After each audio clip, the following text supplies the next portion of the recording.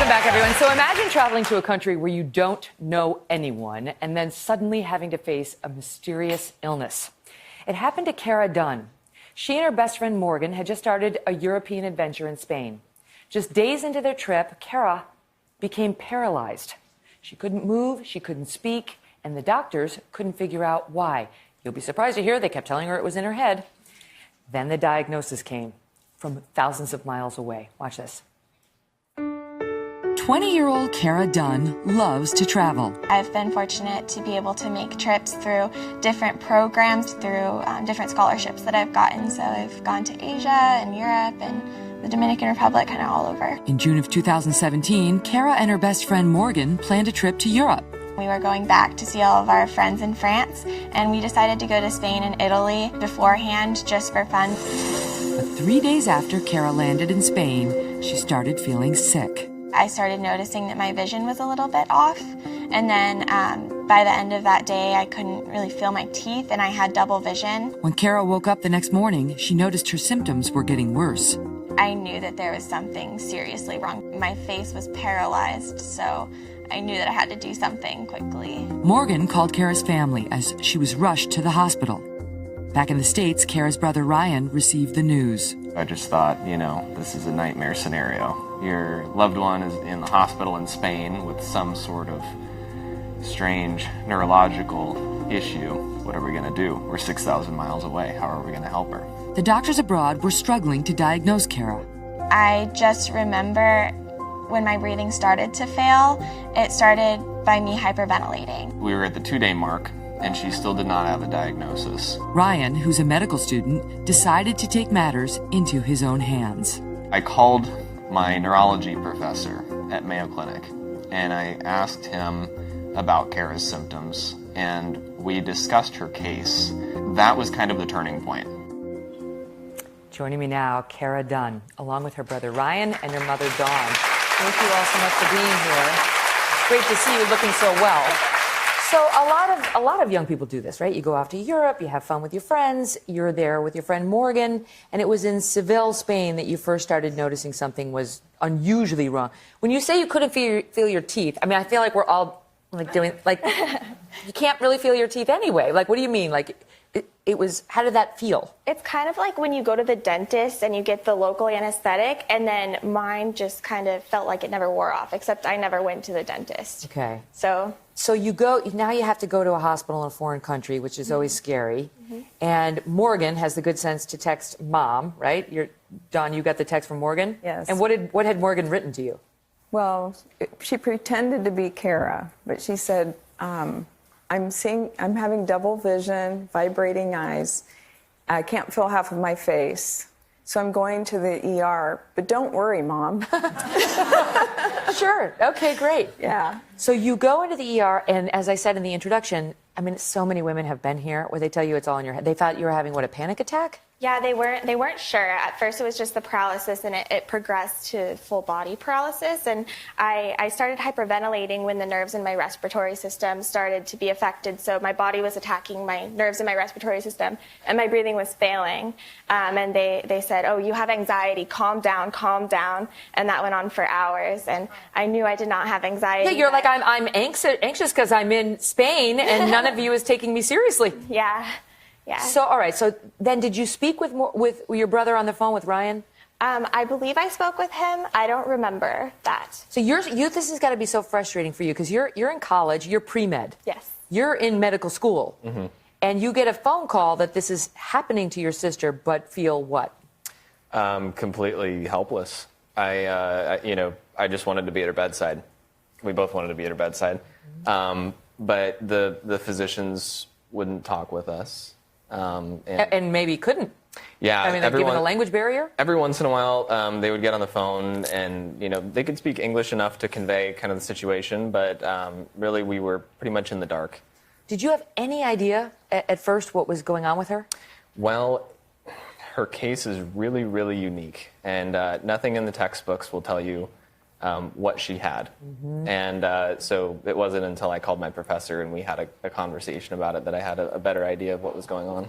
So what started with the anesthetized mouth turns into full body paralysis? Right, right. Were you conscious? I was conscious through the entire thing. Even when I was intubated, when I was on the ventilator, I was conscious through it all. Oh my gosh. So when you can hear them speaking around you, can you understand any of what's being said? I luckily took Spanish in high school, so I was able to understand, and I actually heard them say the words Guillain-Barré syndrome. And I was a scribe in the ER, and so I had heard of that before. As a pre-med student, right, you're saying you had done a stint so in the ER. a few months before, I had heard of this syndrome, and we had a patient who had it. And I remember the doctor telling her that she was never going to walk again, she was never going to use her hands, and that she should consider a long-term care facility. So this was going through my head. No one was talking to me. I was, I had a breathing mask. I couldn't move. I couldn't say anything.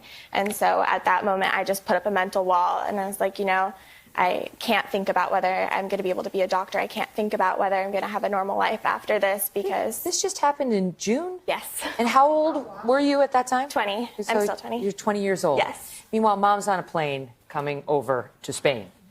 You decided to stay local because you wanted to be on the phone. The two of you didn't want to both be on the same plane and unavailable for all those hours. You live in Arizona. Right. So Mom gets on a plane, heads over there, and wait until you hear what it actually was. Don't go away. That's next. We're back now with Cara Dunn, her brother Ryan, and her mother Dawn.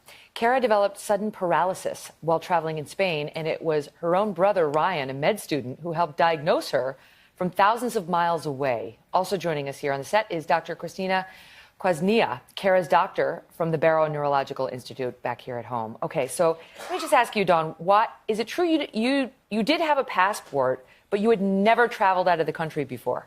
I only had a passport because when the kids started traveling 8 years ago, I told my son, if I have to come rescue you from the Dominican Republic, I want to have a passport. And I put it in the safe, never traveled out of the country. And so when I got the call and realized that's where I was headed, I run to the safe and it was still good. Wow. So that was a miracle. Thank God. So you're not sure what's going on, but you're trying to do what you can do as a med student from 6,000 miles away. Mm-hmm. Then you have a fateful discussion with one of your professors at the Mayo Clinic. Mm-hmm. You know the Mayo Clinic, it's the greatest. We just did the filmmaker behind the new documentary, which you should check out. And what did you guys determine? So we had a very interesting discussion. He kind of was like, well, this isn't really anything out of a textbook, and it wasn't anything that you would have learned. At least that's not how it showed up. And we kind of came down to two possible diagnoses: multiple sclerosis or Guillain-Barré syndrome, both relatively rare. And so we decided to write a letter to the physicians in Spain. And a classmate of mine, Jeff, is bilingual, so he translated this letter. And we had Cara's friend Morgan show it to the doctors. And 3 hours later, we had a diagnosis, and she was receiving treatment.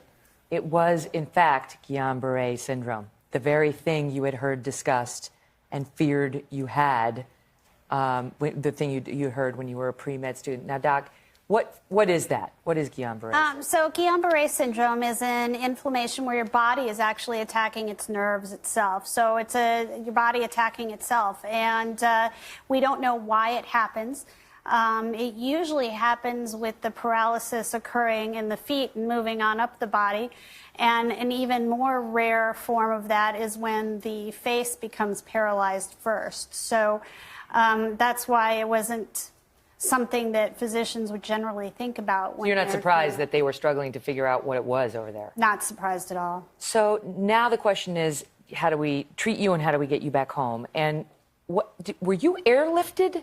I was. How did that come about? I was intubated, and so my ICU doctor said that I wasn't leaving Spain unless I was on a flying ICU. So they got me a flying ICU. How did you raise that money?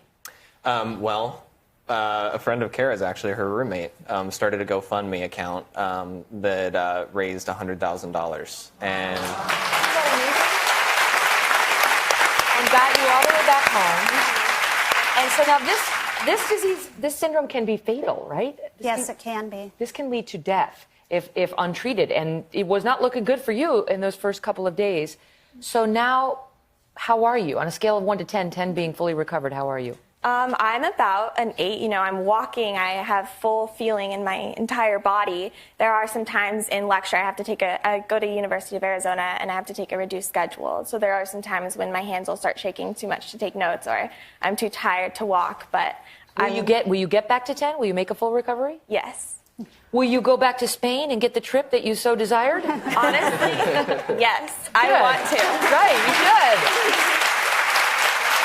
Listen, I mean, you tell me, what is the lesson in this for other people out there?